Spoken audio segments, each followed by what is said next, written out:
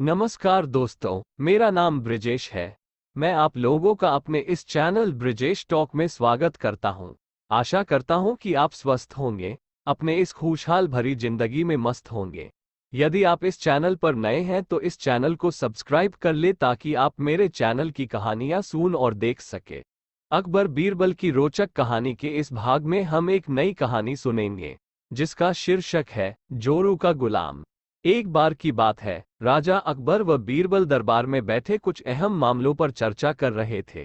तभी बीरबल ने अकबर से कहा, मुझे लगता है कि ज्यादातर पुरुष जोरू के गुलाम होते हैं और अपनी पत्नियों से डर कर रहते हैं। बीरबल की यह बात राजा को बिल्कुल भी पसंद न आई। उन्होंने इस बात का विरोध किया। इस पर बीरबल भी अपनी बात मनवाने पर अड़ गए।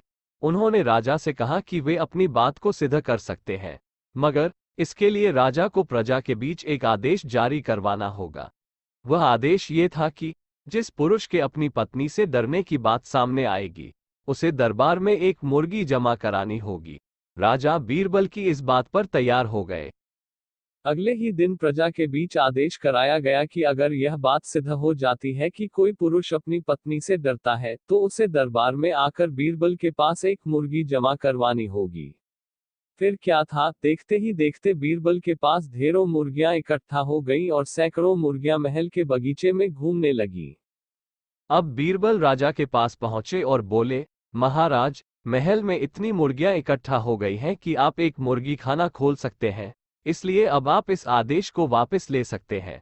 मगर महाराज ने इस बात को गंभीरता से नहीं लिया और महल में मुर्गियों की संख्या धीरे धीरे और भी ज्यादा बढ़ने लगी। इतनी अधिक मुर्गियां महल में जमा हो जाने के बाद भी जब राजा अकबर बीरबल की बात से सहमत नहीं हुए, तो बीरबल ने अपनी बात सिद्ध करने के लिए एक नया उपाय निकाला। एक दिन बीरबल राजा के पास गए और बोले, महाराज, मैंने सुना है कि पड़ोस के राज्य में एक बहुत की खूबसूरत राजकुमारी रहती है। अगर आप चाहें तो क्या मैं आपका रिश्ता वहां पक्का कराऊं? ये सुनते ही राजा चौंक उठे और बोले, बीरबल, तुम ये कैसी बातें कर रहे हो?